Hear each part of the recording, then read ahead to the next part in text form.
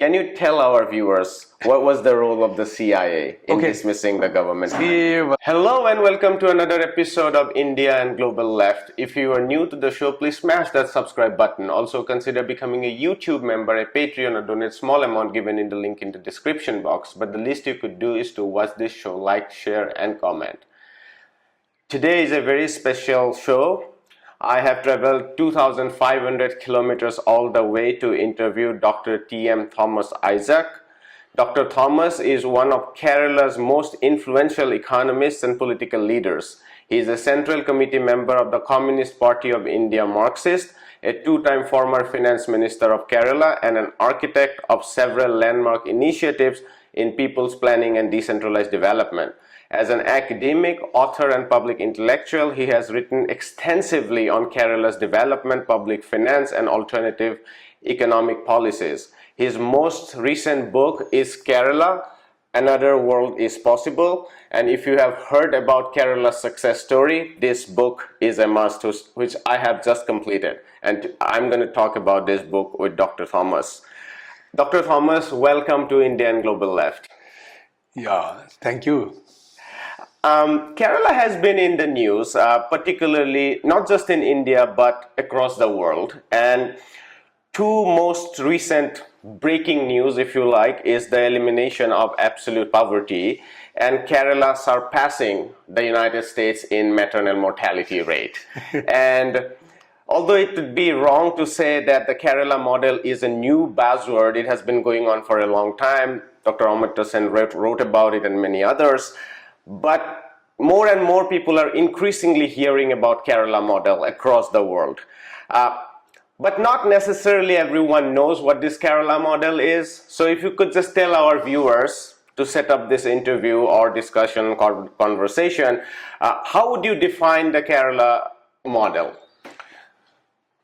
There are many people who object to using the phrase Kerala model, implying that everything in Kerala is a model and best practice. No, it is not. So some people refer to it as Kerala development experience. But I use the term Kerala model because the mainstream development model is something that has been fashioned by, say, Kuznets curve. When economic growth occurs, the inequality will increase till it reaches a peak point, isn't it? Then the gains of development will trickle down, inequality come down. That's the mainstream development model. Kerala is otherwise. Now with 1/20th the per capita income of USA, Kerala's infant mortality rate is 5, while USA it is 5.6. Say maternal mortality rate per lakh, Kerala is 22, USA is 26. So, and even life expectancy has nearly become equal, 76, 77. Yes. That's the same.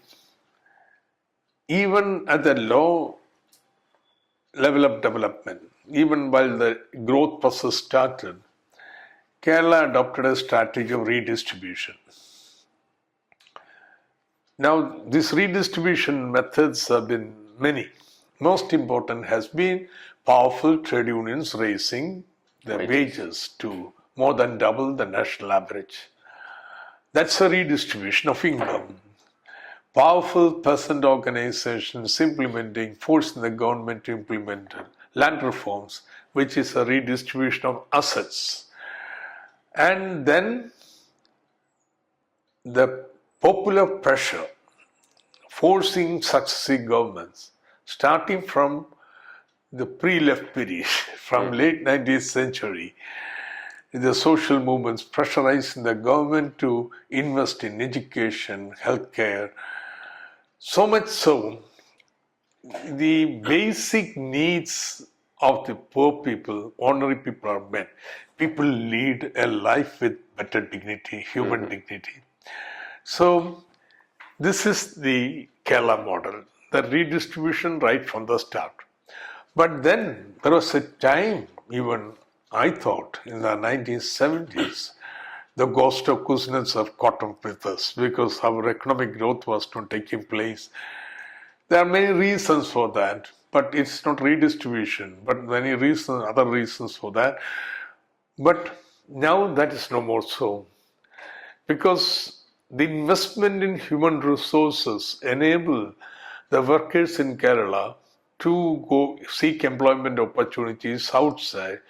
Even a carpenter would know how to read English, okay? So then Gulf opportunities came, they could go there, remittances came in, and then per capita income also grew. So now we have a relatively higher per capita income than the rest of India, and also 50% higher, and also basic needs, welfare of the people are also ensured. This, I think, is the Kerala model. This what I think another world is possible. Look at India. India is going to be $5 trillion economy. It's going to be. India is growing fast. In this new era, American, like Past Britannica was over and American global regulatory mechanism came. Now America is down. The next era is going to be of China, India, basically. But look at India. $5 trillion economy, but at the bottom of the any social index of welfare, human development index, SDG index, hunger index, anything you take, Kerala is different model, you see. That's it. And I think it would be of great interest to our viewers if you could tell us the role of the left in particular in constituting historically this development model. Of course, you go into great length in this book about the history even before the left came in. One of the stunning, or I would say one of many statistics, striking statistics you gave is the list of indicators in 1951, maybe 80s, 2000s, and so on.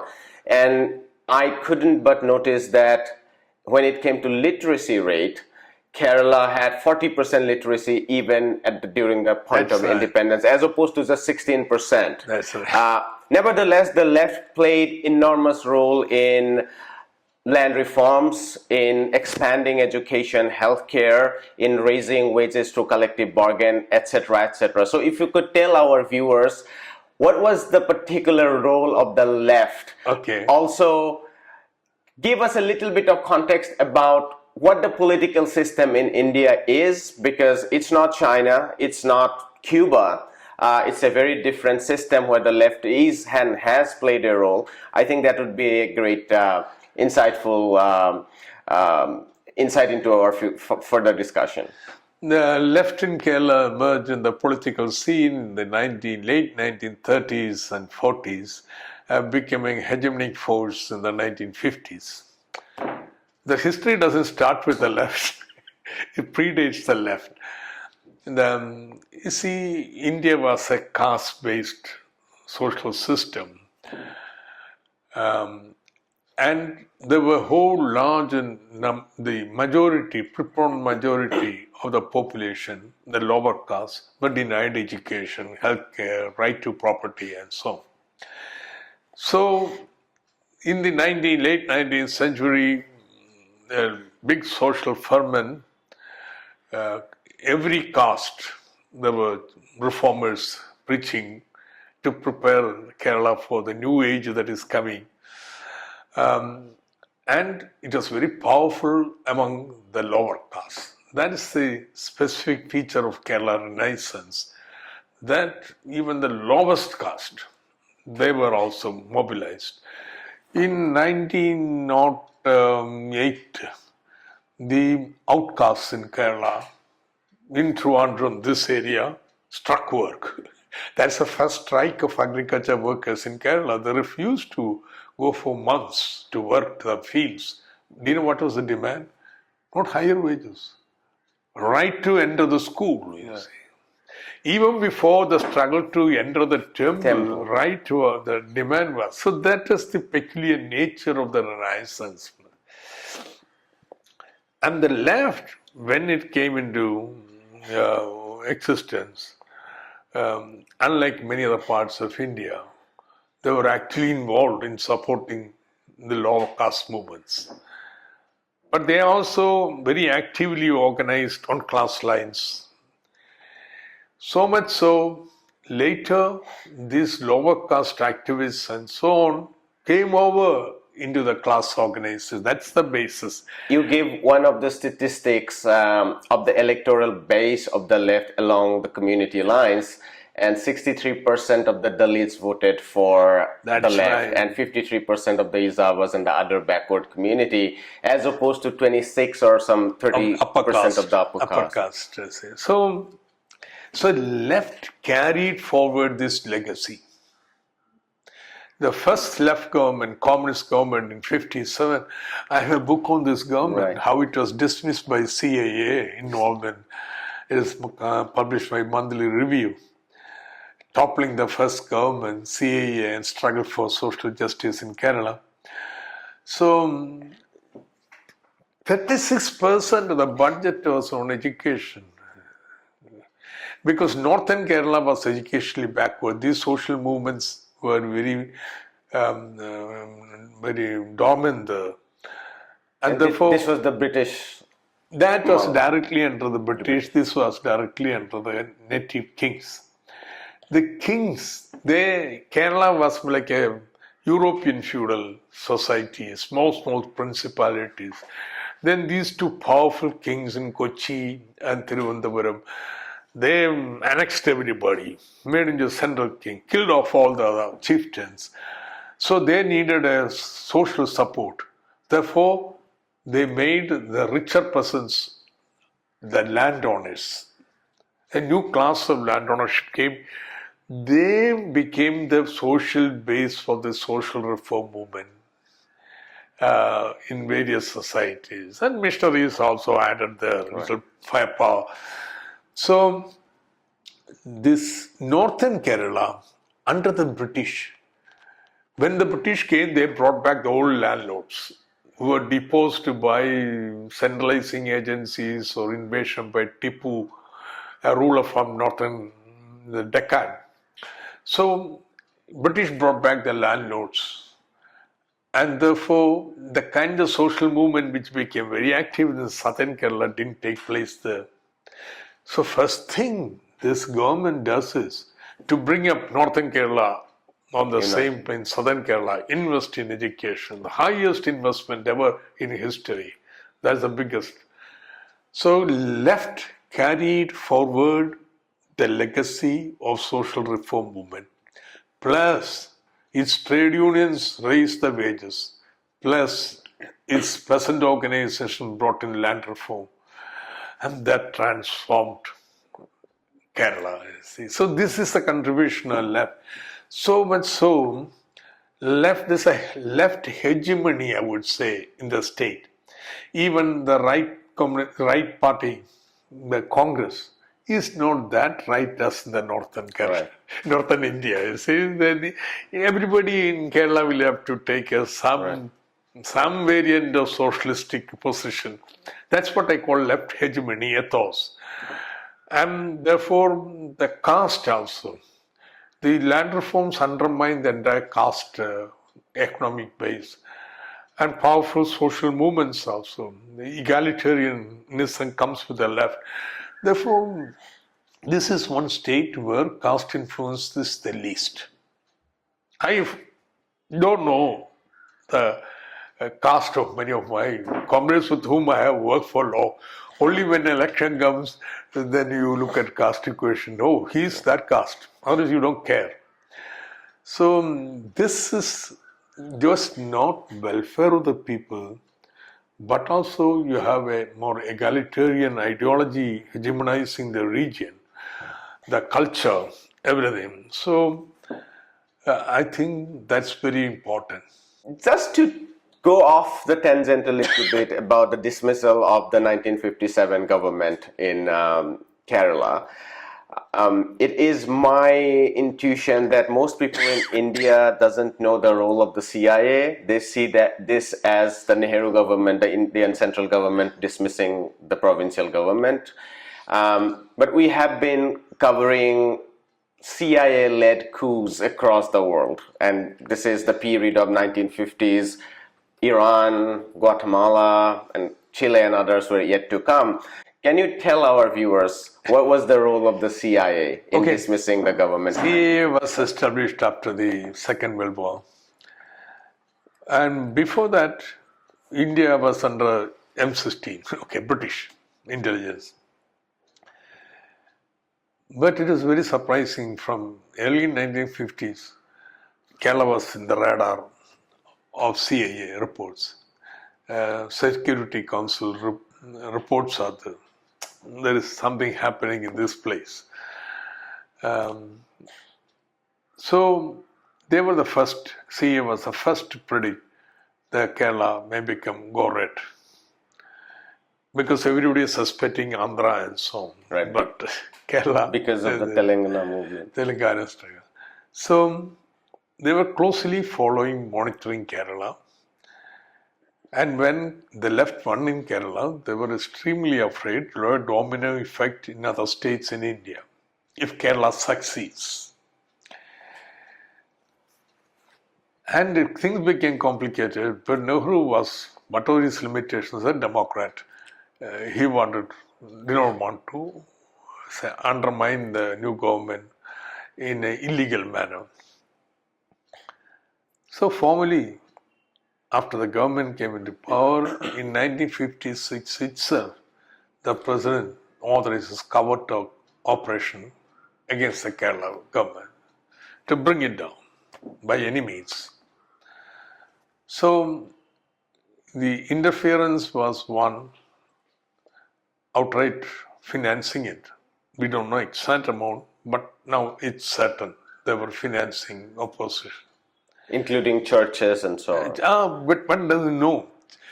There are also other agencies who are funding, right, like Moral Rearmament Movement, then anti-communist Christian Crusade from Los Angeles. There's a multi-pronged intervention.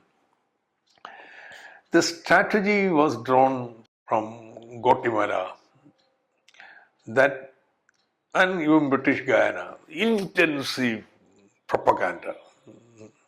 That is the thing. Only that, unlike in Guatemala or in British Guyana, you couldn't interfere directly. Right. India was following non-aligned policy, right, and so on. So CIA operated through Indian intelligence, IB. They were trained not in Britain but in USA after independence. So they had a lot of contact with them. So Indian intelligence was feeding very alarming news about Kerala, etc., undermining Nehru's hold over it. Third intervention was the cultural sphere. Left had total control over culture. Every name in Kerala, artist or literary figure, were left. And therefore they want to set up an alternative source of cultural intervention. And they set up Southern India Book House in Chennai. And took a whole lot of people here, including one of the C.J. Thomas, one of our finest dramatists. They never knew, I don't think they knew they were agents of CIA, but they set up an organization. They began to give respectability to anti-communism, which was just not there. Then church spearheaded. right. At the conclusion of after the struggle against the communist government, and communist government was dismissed, the next chief minister of Kerala, R. Shankar, another, he gave a press conference where he thanked USIS. Very embarrassing for Americans. They issued a denial. Only Hindu carried it. The The Hindu. Thanksgiving. Well, Easter. We have been searching for the material. I have a co-author, Richard Franke. So he has been at it. Right to Freedom of Fact, Freedom of Information Act, applying for things, again applying, appealing. So it just took us around nearly 15 years to get all these documents which we have used. But the most important document, which we thought we were in Eisenhower archives at Kansas City, because it's a kind of debriefing of the whole operation. Well, that is still not accessible. They have removed the entire thing. So this is a very strange case. If you look, British Guyana, there is PhD thesis, Guatemala, PhD thesis, what happened in Congo, doctoral theses are there. Every information, including hit lists and so on, prepared by CIA is out. But Kerala document still not completely out. Because they all fear. I mean, till recently, India government was taking a non-aligned position. US didn't want to admit that it was directly involved in Kerala. Well, that's it.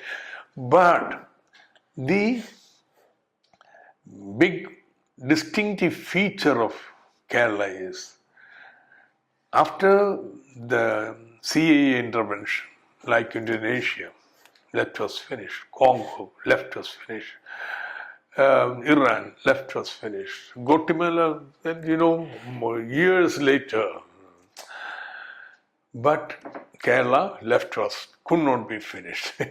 Left came back to power again in 1967, then in 1987, and then we have been here in and out and continuously in turn, and we have taken forward our democratic project. Mm-hmm. It's not socialism at all, so, but life is little better. I want to come to what I see as one of the core aspects of your book, which is to not just celebrate the success of Kerala in social sectors, wages and so on, but also to flag issues, particularly in unemployment, particularly across gender lines. I mean, the numbers are equally striking. The labor force participation for men is in the 70s, for women is in the 30s. So also, Kerala is very different from some of the economic miracles that we have seen across the world. And the most stunning is, of course, China. I've been there, I've lived there, and when you visit China, its success is very striking to you. You don't need indicators. Everything is very striking because it has been able to develop infrastructure. You have written in this book how infrastructure in Kerala is not up to the mark. In many ways, it is. That is the biggest contrast within China. Yes, absolutely. And I think if we could do that, or if Kerala can do that, then that would be a miracle and not a model. So if you could tell our viewers these contradictions about Kerala having extremely exceptional and impressive social indicators, but lying above an economic base which probably needs transformation, or in whatever ways you look at this problem. The left, anywhere, mobilizes people on the basis of the economic and social demands. Partial gains, but that improves their life. It is, you read wages, value, price on profit. Mm-hmm. The whole idea of that book is also to tell, yes, it is possible to improve your living. It's not that you're condemned to iron law of wages. So you can improve your life. So left mobilization has been the base of these redistributive slogans anywhere. And Kerala, we succeeded. and that has brought a better life to people. But now we have taken the position, well, production is important. That's the role of the capitalists and landlords and so on. Our role is to redistribute, to ensure a better, decent share goes to the people. But what happens if you are the hegemonic force in that region and there is uneven development of the movement in India? You are stuck there, you see. That is very difficult to move in welfare terms alone. You see.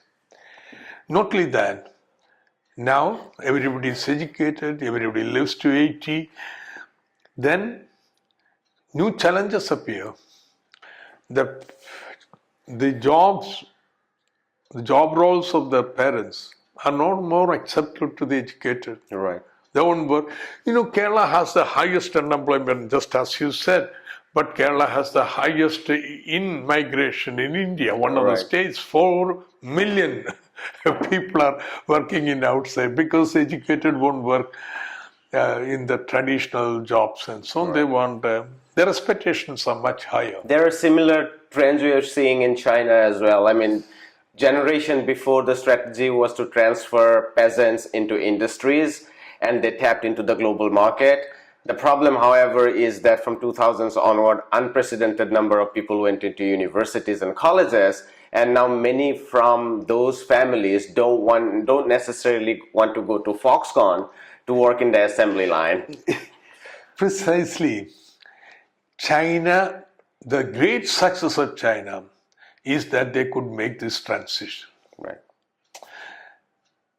I went, I think, early 1980s to China and went to the flea market in Shanghai. So traditional, country, village enterprises and so on, that used to be the model we were thinking. So the few years back, I went again. So I told the guide I want to see the flea market, nostalgic thing. So we crossed the river and went there. It's a downtown. It's changed. No more country enterprises. You have world-class, most advanced technology being used. China could make this transition. Kerala hasn't made this transition. The challenge is, can the left design a program by which Kerala makes this transition? That's the challenge to the left. Without that, it is difficult to sustain your hegemonic power in Kerala. Because next generation, they don't want these jobs. If you are telling you have to wait for revolution, when we will give you better jobs, nobody is going to stay with you. They are voting with their feet. They are migrating out. So, Kerala has to industrialize, but not any industry, knowledge-based, skill-based industries. That is more appropriate to human resource endowments and natural resources. High level of human development already achieved. To do that, you need to ramp up your infrastructure. Now, it's very difficult for state government today to do that because huge amount of money is required. I made a calculation and showed that if normal process, budgetary support, you want to build up this infrastructure, it would take quarter of a century to make them with India at a par. By then we would have missed the bus. Right. So we devised a method of extra budgetary borrowing by an independent entity who should undertake the infrastructure investment. Central government does now intervene. There is a fight going on, a case in the Supreme Court. That will go on. But we did this. We are now very rapidly making up the infrastructure. And that's a public-private financing mechanism. See, one is difficult to have private player in building the road infrastructure in Kerala. Because you must have noticed, Kerala settlement is not small aggregations, but a ribbon-like growth along the roads. So now to widen these roads is virtually impossible. is therefore without widening, having the say service roads, you cannot impose a kind of payment model, revenue model for the roads. Therefore, we are constrained. Therefore, private players are not interested. Now we are having more revenue model investment in roads, but repayment through with the payments, toll payments will take at least 50 years. The burden on the present generation is very limited. But the private player is not willing to take that kind of horizon. Therefore, this public entity borrows the market, super efficient. We want to demonstrate that here is a new player, Indian money market, that is very efficient. We went to a masala bond in London markets. So there was a spectacle of communist chief minister from Kerala ringing bells in London Stock Exchange. It was a lot of people thought very curious and so on, but we are just demonstrating that we are players who can handle the modern money market. And this entity succeeded, and Kerala is transforming. And then you have industries coming up and so on. I am currently involved in a mass drive to ensure higher participation of women in the labor force. Women are as equally educated as men. Right. Even probably more in certain indicators. More educated. Therefore, we are trying to upgrade local jobs so they can be employed in the local. It's not the women are going to migrate and so on. Their family died and so on. It will take some time. But the local jobs, women can be employed. That will be the next transformation of Kerala. See, when you have such high unemployment, upward mobility of marginal sections fall. They will be the first pushed out of the labor market. So women, SC, ST and so on. Therefore, solving the unemployment problem is also key to solve the gender question in Kerala. So we are having now big drive to engage women in the local jobs, skill them. You are telling the employers, employ any woman in the locality, tell what skill she must have, we will skill them for you. So now that means big additional revenue or income to the poor families in Kerala. Second, the consciousness of woman who is in the house and out working in the wages or salary outside is totally different. If you don't believe in that, you are no Marxist. Right. So it will see the emergence of a new class of women workers who are highly conscious and so on. And finally, it will change the dynamics within the house. Women are going out, the work becomes visible, they also become earners. See, there's a paradox. Condition of women in India is so much better than the rest of India. But status of women, the position of women vis-a-vis men is as backward as anywhere else. Now, I think this is the key, a key intervention that is going to take place. So good that you mentioned this, and this is the big promise of the left in the ongoing elections to local government. We are promising in the next 5 years, 2 million women will be given employment.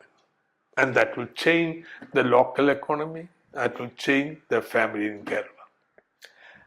I want to come to the relationship between the big private players and the party and let's say the party state when the left is in power.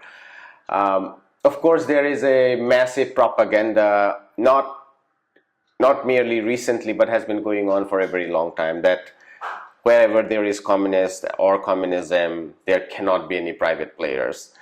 China, of course, has demonstrated most transparently that this is false.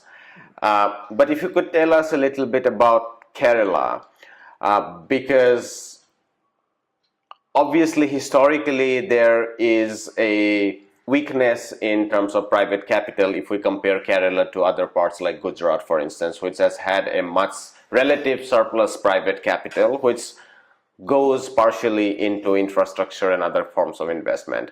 Given those kinds of limitation, and given investment is desperate, and also central government diverting investment away from Kerala, some for structural reasons, other for political reasons, our viewers would be interested in the relationship between the state and the private sector in Kerala.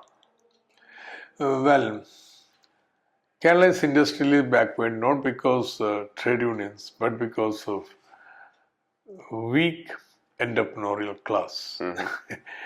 I had long back written a paper on historical roots of industrial backwardness in Kerala, which focus upon the nature of the local bourgeois class, which was very weak, who were more linked to commerce and plantation agriculture than industry. Very well, therefore, in 1956, the government, one big issue that was debated is the biggest monopoly house in India at that time, Birla, was asked to come and invest in Kerala. There's concessions were given to them. There was a big uproar. How can you do that? You have declared them to be class enemies. How can your government do it? Was it from within the party as well? Within the party and outside the party. And answer is simple. You are living within a federal India, which is led by this big money capital. You have to negotiate with them. You cannot say, you get out of the system. You're living within the system here. You have to engage with the system. Worker who struggles for higher wages does not get outside the system. He is engaging with the system, demanding higher wages, higher share. So, though you attempt to develop an alternative, say in terms of you will modernize your traditional industries under a regulated way. In that sense, you will not throw out workers like that. You will modernize, but ensuring the rise. You will protect small industries and so on, but you will also allow the big players to come. So now the situation in India is even worse. Earlier there was central government was the biggest investor in India, public sector. Now they have withdrawn, they are selling of what they have. So instead they are promoting certain capitalists which are their favorites. They want to make champion investors, global players of Indian capitalists. They are trying to imitate Korea in a way. So you cannot say we won't allow, in fact we want anybody to come and invest. So Adani is a very controversial figure. They have invested in the port here, which is very vital. It has big backward linkage and forward linkage impact on Kerala. It's a Kochi port. The Vidinyam port. That will be the biggest deep water mother port in India. That's good for Kerala. Of course, Adani's make money. That's part of the system. You are still within the system. You see. So we say come, but they are not coming. It's not that all of them are rushing into Kerala. They are unwilling to come. We are trying to say come. Well, you have to respect workers' rights. But once we make a deal, we'll keep the deal. There will be no wildcat strike and so on. Okay, now situation has changed. In a time when the labor movement was coming up and the capitalists more feudal in their thinking, the fight between the two were very bitter. Right. And therefore various practices have come up to protect the workers' rights, etc. Now it has changed. The government is continuously left and the workers' rights are respected. Law will see to that they are respected. then many of these practices which are inimical to smooth running of business, they should be changed One of through. one of the things that surprised me in your book actually is that industrial disputes and labor, other forms of labor disputes and lockouts and so on, is less or fewer in Kerala than the rest of the India. See, it was peak, Kerala at the highest, along with West Bengal in 1960s. Eh? And everybody, that image of Kerala still survives. It is, you cannot go there. There will be labor problem. Because the communist, anti-communist propaganda also highlighted this, the insecurity in Kerala. But by end of 70s, things have stabilized and the strike rates, layoff rates, both in number of people involved and number of days lost, declined sharply. And from the mid-1980s, it has been lower than national average and diverging. But still everybody thinks Kerala is a big problem state because of labor and so on. Then we have to change that image. Come, let's make a deal. We'll keep the deal. Huh? We'll accept you are here to make money and profit. Fine. But ensure you give a decent wage to the persons. In between, if you give that, we promise you that you get a better service from the workers and the government. So it's very important, Kerala, to skill the workers so that Kerala has the largest pool of skilled workers. So these are some of the areas we are now working, you see. Skilled workers take advantage of global gig economy. Okay, we will work here. People say you are promoting gig economy, making the workers insecure, and so on and so forth. What kind of leftism is this? Well, in my budget, the offer was anybody, you employ somebody freelancer in Kerala or work near home in Kerala, we will pay for the pension, in the sense, the gratuity and so on. Welfare payments will be made by government. You don't have to bother them. You contribute a part of it, otherwise you do it. We will ensure they have workspace in Kerala. If they don't have equipment, we'll give them loans. Let's say we are not just leaving to the employer. We are having a social intermediation between to ensure a better deal for the workers. That's the way the modern economy can function. Right. This reminds me again of China in some ways. The state ensures a whole set of securities from health to education, of course land to begin with and so on.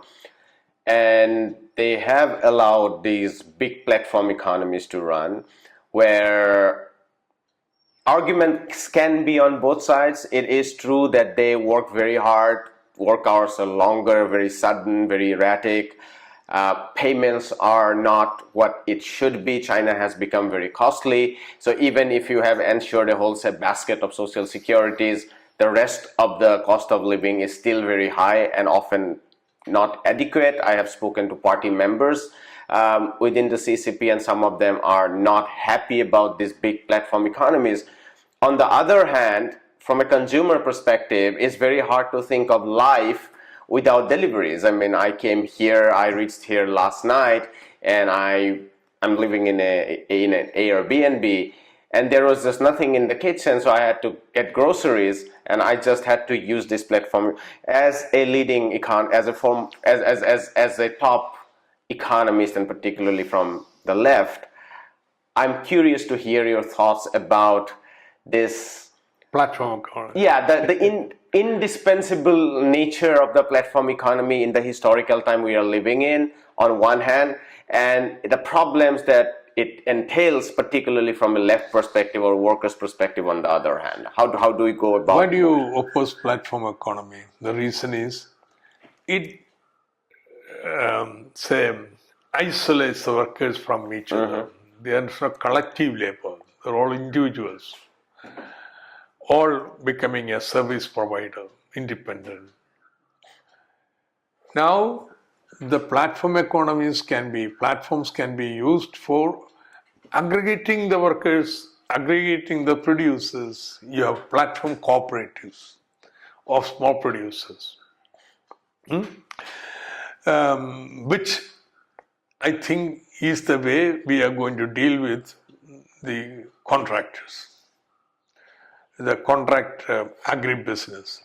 That's you can deal with the platform of the farmers. We will aggregate the product and give you. Platform becomes a kind of cooperative organization which aggregates the farmers also.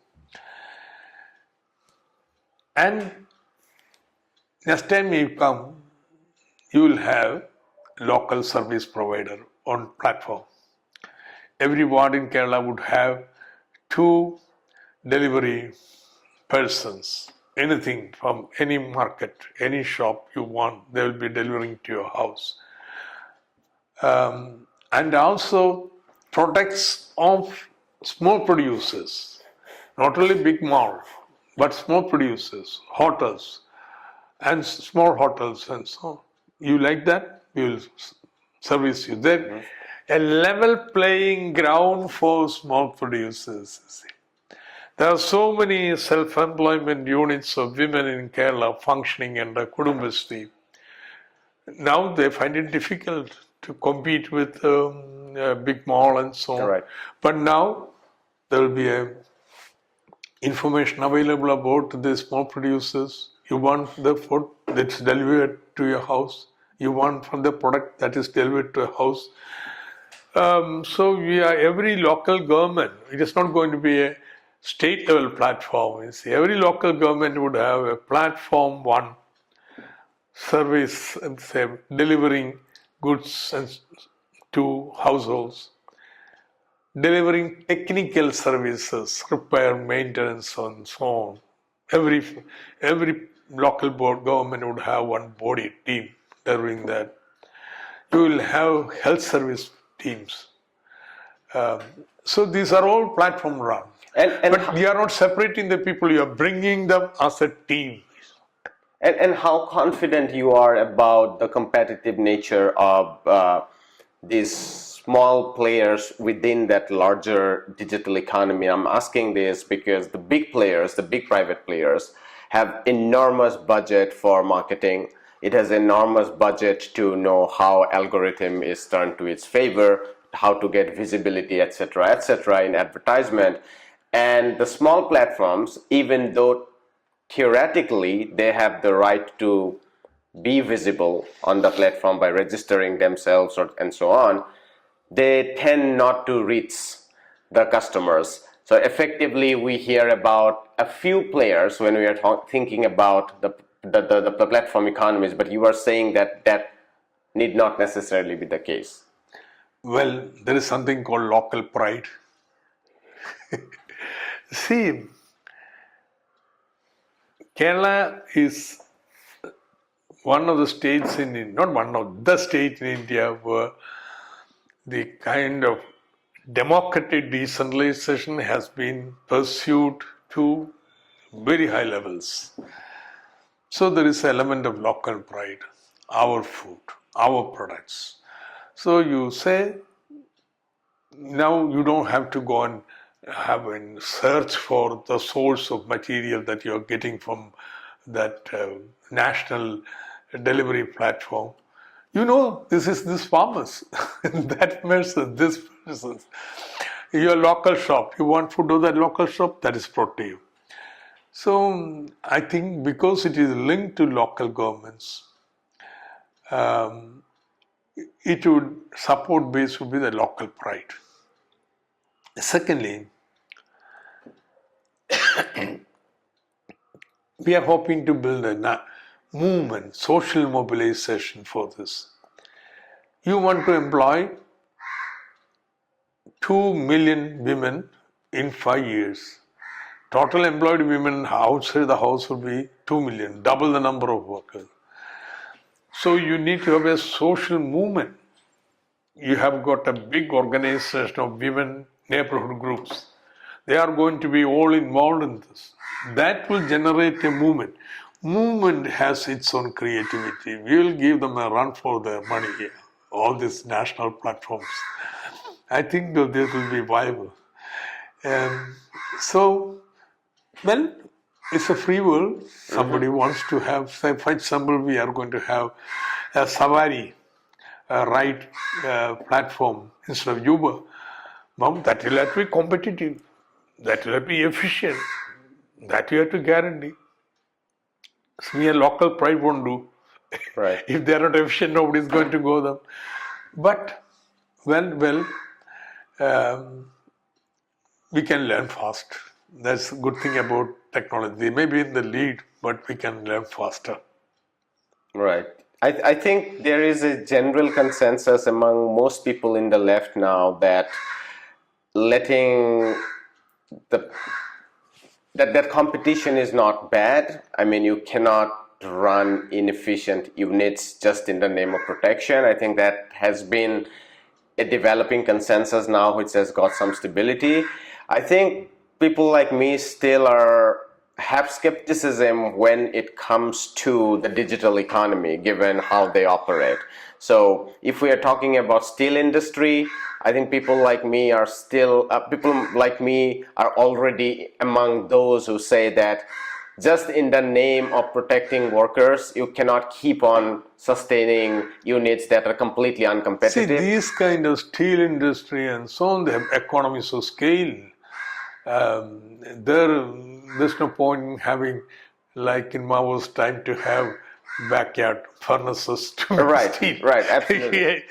But it's different when you come to consumption goods. The branding of the global and national consumption good is branded. Right. But you substitute with something else. Yeah, but the point I'm raising is the digital economy tends to be more unequal in favor of big players than even the material economy because of how algorithms are run. That you're absolutely right. But you have no choice here. Right. No, that's true. That's true. You don't give up the fight. I agree. You continue the fight. I'm coming to towards the end, but just to lead the conversation towards the conclusion, if you could tell us a little bit about how you see the role of the left and the communist movement in larger India, because we have seen a total decline of the electoral base of the left overall in rest of the India except in Kerala. And even in Kerala, we have seen a massive stagnancy. I don't know what your thoughts about the next election, and you can share about that. But beyond, both in elections and beyond elections, what do you think should be some of the key issues which the left should fight going forward? Well, the peak of the left was the first UPA government time of 2004, where nearly 62 members in the parliament. It has come down to 6, very rapid error. But that was the peak. But the 2-3 decades from post-emergency period, the left was doing wonderfully well.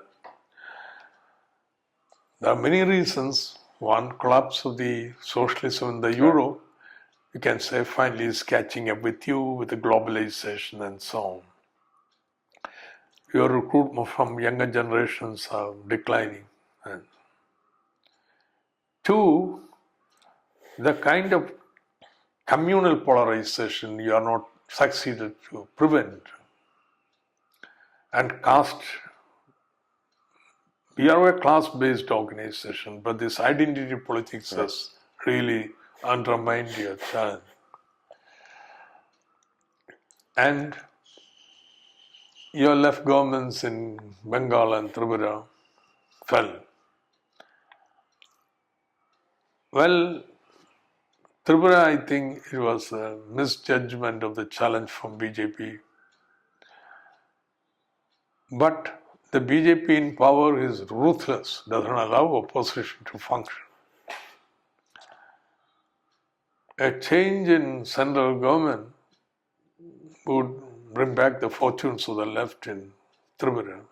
Tripura left is holding out. Right. In Bengal, the polarization between TMC and BJP, the left is losing out, not able to make a comeback. Even liberal people would support TMC to ensure the BJP alternative out. is BJP. So this is slightly messy, but the very vital to the left project would be comeback in Tripura and Bengal, which I think is definitely on the cards. Did you say Bengal? In Bengal, it means the polarizing trend between has to end. There also condition becomes undermining the BJP in the national power. Mm-hmm. So these are in the making. So in the meanwhile, we'll try to make advance in other states like Tamil Nadu and so on, or in the tribal areas in India. Things are improving a bit. Struggles of the mobilization of the workers and peasants in a more systematic manner. But meanwhile, Kerala will have to keep the flag flying. Right. Kerala will be the Annan of India. We'll march out from here. So it's all the more important that we win the next election. The BJP is aware of that. They're trying everything in their handle to undermine the government here. And Congress also does not see the larger shape of the role of Kerala. So they also join with, in some places BJP, some places with Muslim extremist forces. So we are fighting that battle. It's a political battle. So if you ask me, what is the role of the left? Tell me one party in India or political formation in India, regional or national, that put forward an alternative to the system. Whether you effectively campaigned it or implemented it different, but you need something different. This present system cannot go on like this. And who provides a different system? This is only left. So we also hope making Kerala even better, even more better, and demonstrate what is possible even within the system if we have a right political perspective, how much better life citizens in India could have. I think that would be a big influence. Kerala shows that at the present level of development, every citizen of India can be given shelter, food, education, healthcare, ensure a decent life, a dignified life. That's what Kerala shows. So we want to demonstrate even further. It has a big national impact. And I would add that this goes beyond even India, because talking about models again, coming back to where we started, the most important or most widespread interest has been now about China. But I would say that a Chinese miracle, to replicate a Chinese miracle, is very, very difficult. Although this is not to say that we can borrow aspects from it.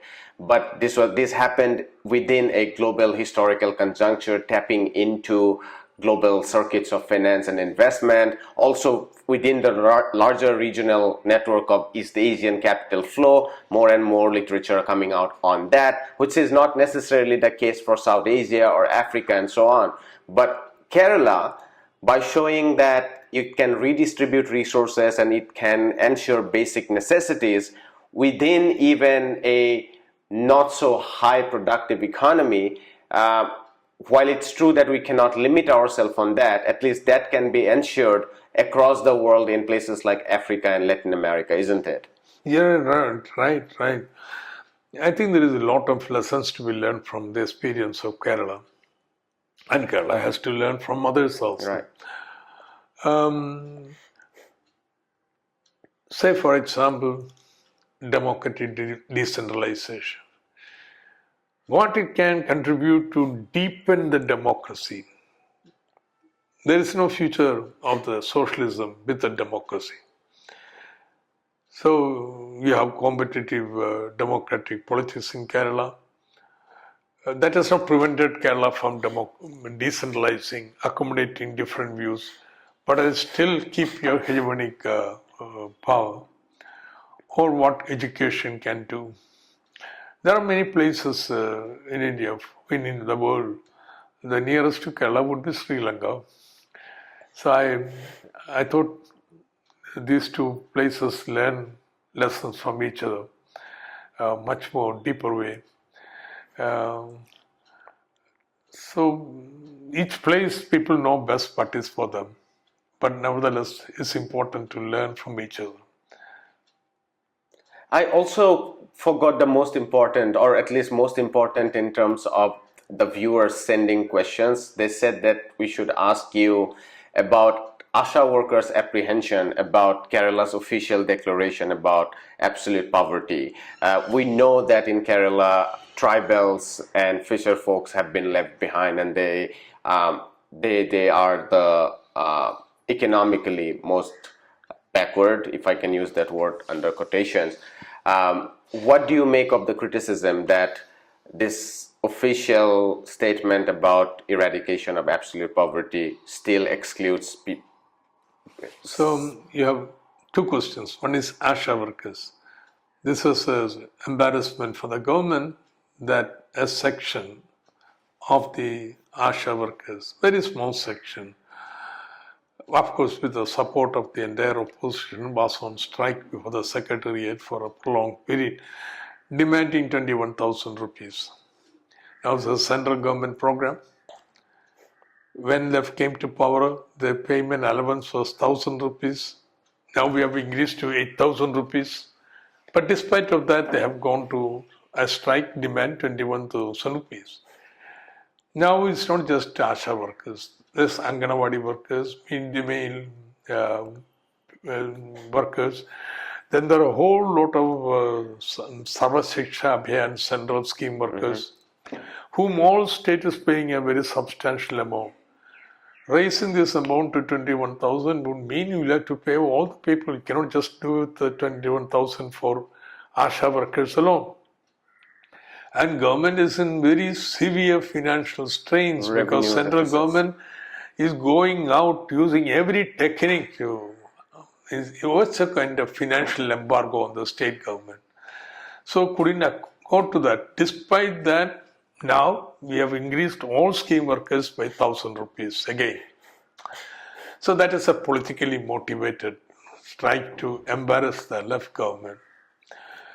And Kerala is running huge revenue deficits, right? Pardon? Kerala is running huge revenue deficits. That's right. More than even any other states, biggest revenue deficit. We just can't do that. And central government funds are going elsewhere because of the demographic and the overall. That's right. So there are a lot of problems. So though it is embarrassing, there could be nothing done. Not that we feel they have the best deal. No, they have to get proper wages. Yeah. But central government has determined that they will employ all these people but will not pay them. And they don't call them even as worker. They should be made workers of central government because it's a central government scheme. They even at least minimum wages should be given. So that all demands we support and will continue to increase their wages. Now, Kerala, the 1970s, had a poverty rate of 69, a 60% poverty rate, 59.9%. So that was one of the biggest, highest in India. But then impact of land reform came. With the land reform, eradicating land wages rose, education spread, the poverty came down to the lowest in India. Right. But we realize there were segments in the population whom this multi-pronged scheme interventions don't reach for structural reasons. Like, for example, you don't have a land, you don't have a house, therefore you wander around, therefore you are not captured in any statistics, you are out. Okay, you don't have anybody able-bodied to work, and therefore a whole lot of welfare schemes don't reach you.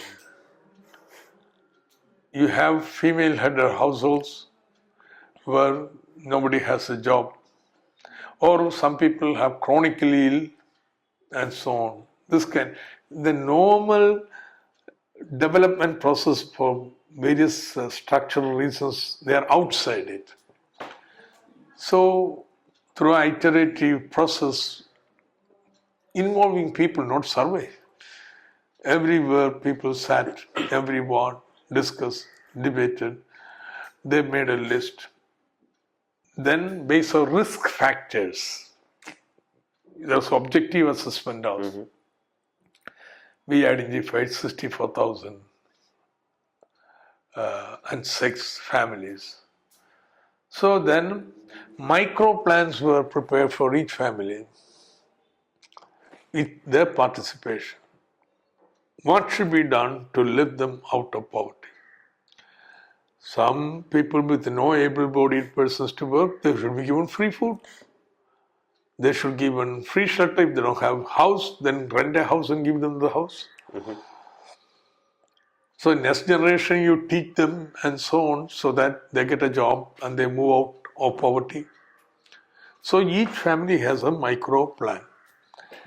Normally government runs everything on schematic rules. Each scheme has rules. There is no rule for this. You can make a plan, local plan. Only it has to be transparent. Everybody should see what is being done. Then spend the money and get them out. We got them out. Now we have decided we will move up further. The government of India says there is no poverty in Kerala. But we know absolute poverty. We define certain norms. The norms have not been defined. Say, people don't have not just calories, but also nutrition stream. Right. Micronutrients. Then they are poor. Those who don't have an able-bodied worker, they will have some house and so on. Yes. By very transparent norms, we are going to identify the very poor people. Not extreme poor, but very poor people. Then you converge all your schemes to ensure that they get out of the thing.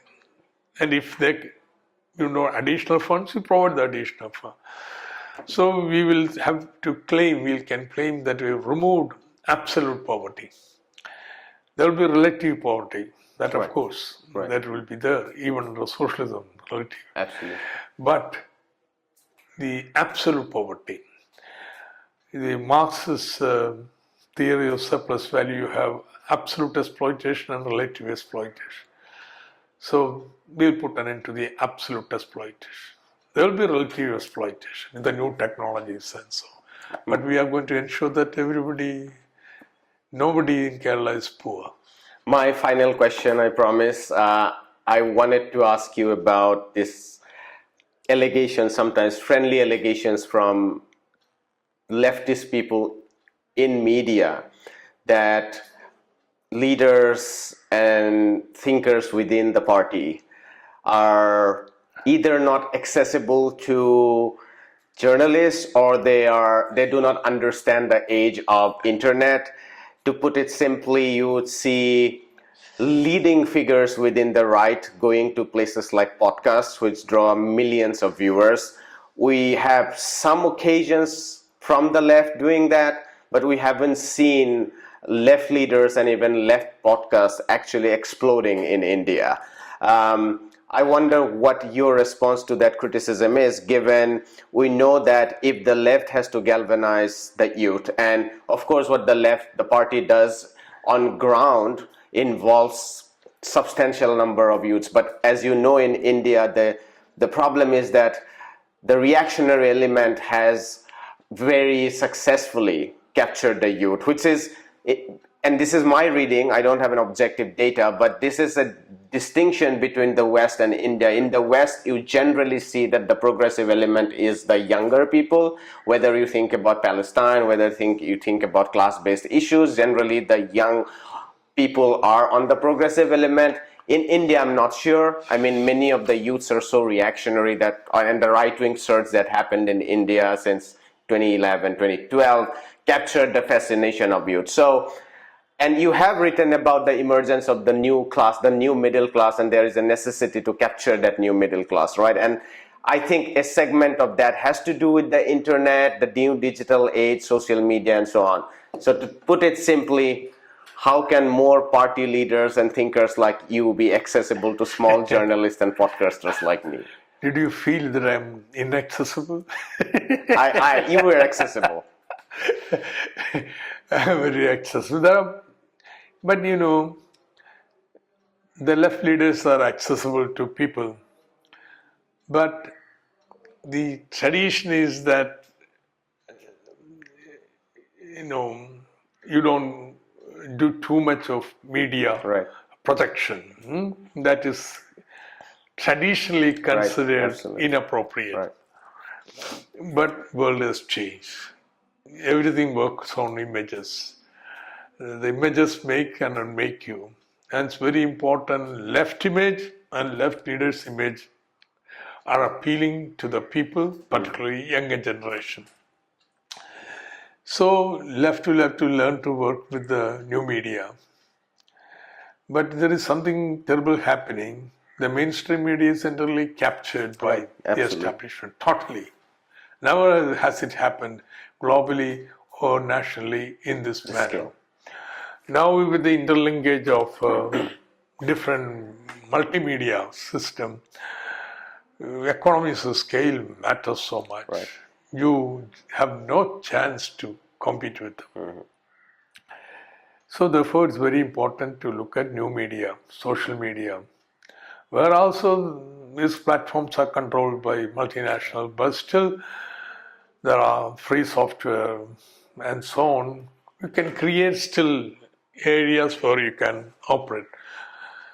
Greater freedom than the mainstream medium. So now there is a realization on that, and a lot of attention increasingly is being paid on that. Kerala, really some of the big effort is being made to make the presence felt in the media, the new media in Kerala. I myself am now editor of a news portal, The Left Views. Left Views. We are going to launch it after a month. More than views, it will be news. All the struggles of workers and persons and other mass organizations in India. And mind you, it is left views, not view. Right. So it will reflect the broad spectrum of left. That's the aspect. So we are making an inroad. And it is not that left parties create their own platform.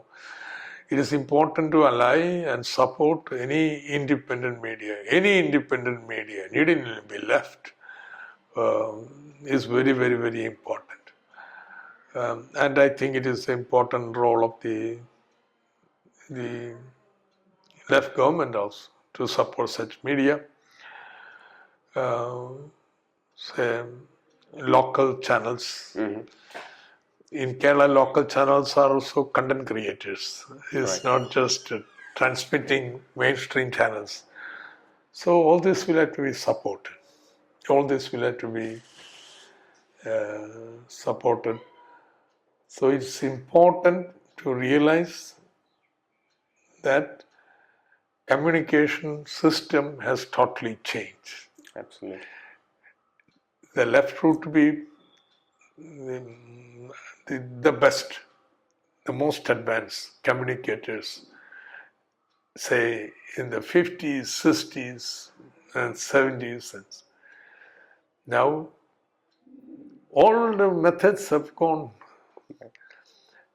and you have not learned the new tricks. So better learn fast. Better learn fast. We'll leave it there, Dr. Thomas. This was an incredible pleasure and privilege to interview you. Thank you so much for your time. Hi, my name is Ayushman. I, along with Jyotisman, have started this platform. In the last 2 years, we have tried to build content for the left and progressive forces. We have interviewed economists, historians, political commentators, and activists so far. If you have liked our content so far and want us to build an archive for the left, I have two requests for you.